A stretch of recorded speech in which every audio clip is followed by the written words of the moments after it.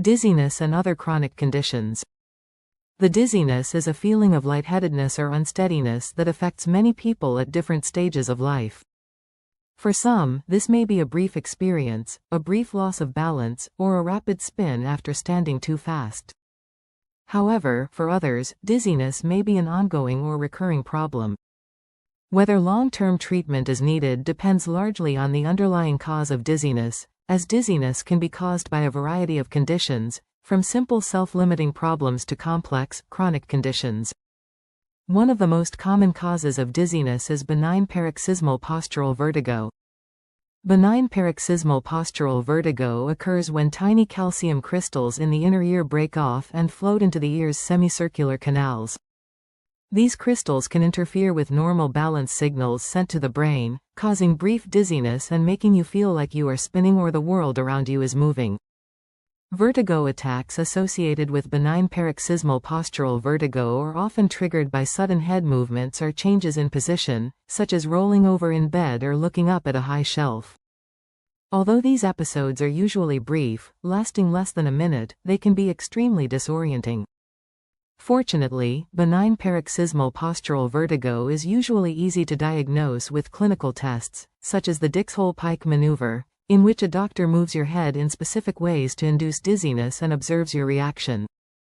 Once diagnosed, benign paroxysmal postural vertigo can usually be treated with a series of simple surgeries called the Epley procedure. This surgery is designed to reposition the displaced calcium crystal into its correct position within the inner ear.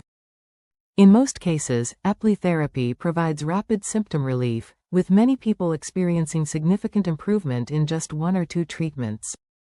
However, benign paroxysmal postural vertigo may sometimes recur, especially in older adults or people who have suffered a head injury. Although benign paroxysmal postural vertigo usually resolves with treatment, recurring episodes may require ongoing monitoring and occasional intervention. Some people with recurrent benign paroxysmal postural vertigo may benefit from learning how to perform Epley maneuvers or vestibular rehabilitation exercises at home to improve balance and reduce the risk of falls. Vestibular migraine. Migraines are known to cause severe headaches but can also affect balance and cause dizziness. Vestibular migraine is a specific type of migraine in which the main symptom is vertigo or dizziness rather than headache. People with vestibular migraine often experience a spinning, dizzy, or unsteady feeling, sometimes along with sensitivity to light and sound, nausea, or visual disturbances. Unlike benign paroxysmal postural vertigo, which tends to produce brief vertigo, vestibular migraine can cause dizziness that lasts for hours or even days. These attacks may be spontaneous or triggered by factors such as stress, bright lights, certain foods, or changes in sleep patterns. Diagnosing vestibular migraine can be challenging because there is no clear test for this condition.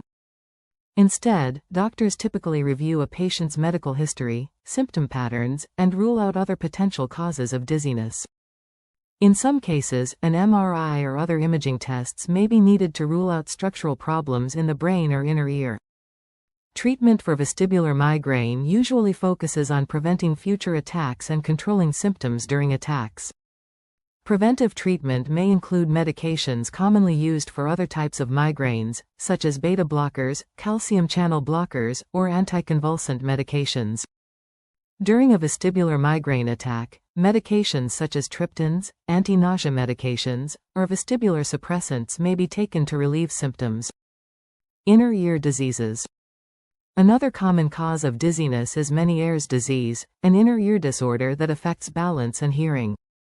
Meniere's disease is characterized by vertigo, hearing loss, tinnitus, and a feeling of fullness in the affected ear. The exact cause of Meniere's disease is not fully understood, but it is believed to be caused by an abnormal buildup of fluid in the inner ear, which disrupts normal sensory processing. Meniere's disease usually affects only one ear, and the severity of symptoms can vary greatly from episode to episode. In acute attacks, vertigo can be severe and last for several hours, often causing nausea and vomiting. Hearing loss during an episode is usually temporary, but may become permanent in some cases if the disease progresses over time. Diagnosing Meniere's disease requires a combination of medical history, hearing tests, and balance assessment. Imaging tests such as MRI can be used to rule out other conditions that may cause similar symptoms, such as acoustic neuromas or other tumors. Although there is no cure for Meniere's disease, there are several treatments that can help control symptoms and reduce the frequency of attacks. Changes in dietary habits, such as reducing salt intake, are often recommended to help reduce fluid retention in the inner ear.